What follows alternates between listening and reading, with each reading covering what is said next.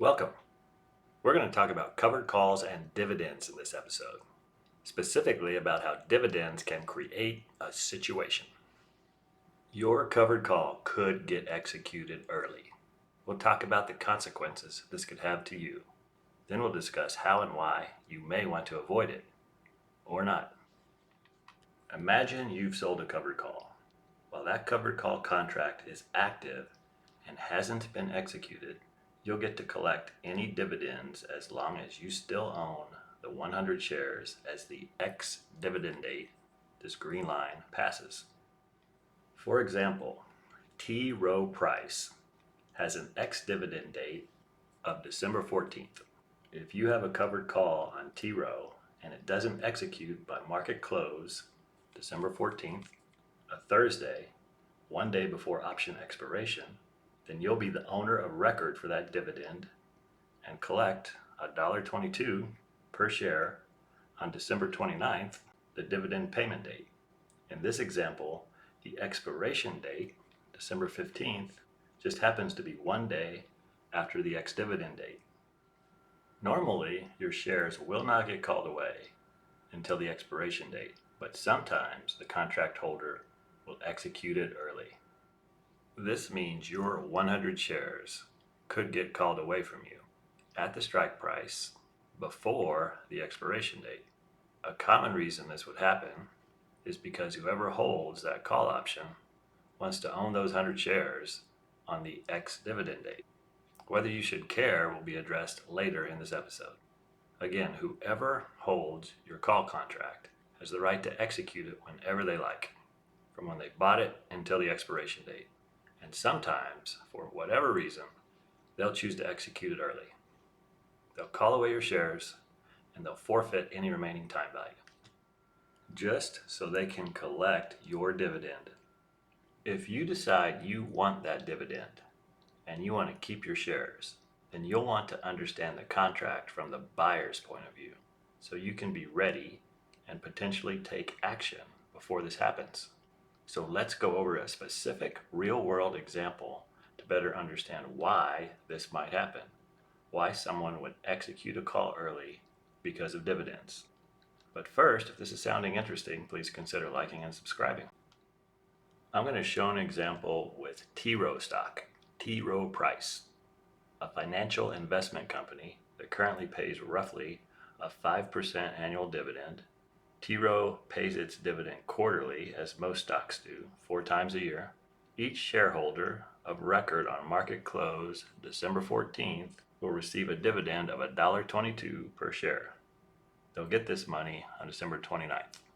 December's monthly option expiration is Friday, December 15th, the day after T.Row's ex-dividend date. So let's see which T.Row options are most likely to get called away early because of T.Row's dividend. But first, consider this. It's important. What a lot of new investors don't realize or understand is that T.Row stock is going to fall by about $1.22 at market open the day after its ex-dividend date. I've included a link to an Investopedia page in the description about this if you don't believe me. Again, remember this for later. The stock will drop by approximately the amount of the dividend at market open the next morning after its ex-dividend date. Back to the options. Here's a spreadsheet showing T.Row call options expiring December 15th. These are the strikes near the current market price of $102.45. The quotes are from Friday, December 1st, market close. This column shows their intrinsic value if they were executed right now. When the holder of a call contract chooses to execute it, they realize the intrinsic value of that option, but they forfeit any remaining time value. See my episode linked in the description if you need an explanation of option time value and intrinsic value. So again, T.Row is currently trading at $102.45. There's 14 days left before the options expire, which means there's 13 days left before the ex-dividend date. Thursday, December 14th. So let's go over one of these and see if it makes sense for the option holder to execute it early. Let's look at the 100 strike. It's $2.45 in the money. The option holder can call it away now and make a profit of $2.45 per share. They need to hold those shares for 13 days to get the dividend. They'd be sacrificing 75 cents a share in time value. They'd also need to come up with $10,000 in capital to buy those 100 shares at the 100 strike. So should they execute it early to collect that $1.22 dividend? Would a rational person do this? My first reaction is something seems off here. Shouldn't the option be worth the intrinsic value plus the dividend plus some time value? 2.45 plus 1.22 plus something, maybe like $4 instead of only $3.2? It's because that dividend is chopped off the price of the underlying stock the morning after the ex-dividend date. The market's smart enough to realize this, so the dividend is not added to the current option price. So back to the question, should the call holder execute it early to collect the dividend? I'm going with a no, or at least a probably not. The share price is going to fall by approximately the same amount as the dividend the morning after the ex-dividend date. So it makes no sense for them to sacrifice the time value to collect a dividend you're just going to lose in share price depreciation the next day. They'd be better off just selling the call, which would have the intrinsic value plus the remaining time value. But some people love dividends. Some live on dividends and use them to pay all their bills and expenses. You will eventually have some of your calls execute early because of this, even though it makes little sense.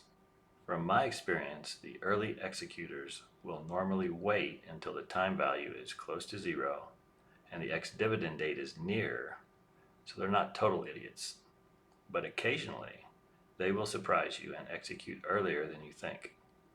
If this happens, take comfort in knowing that you got the best of it. You got released from owing time value on that option.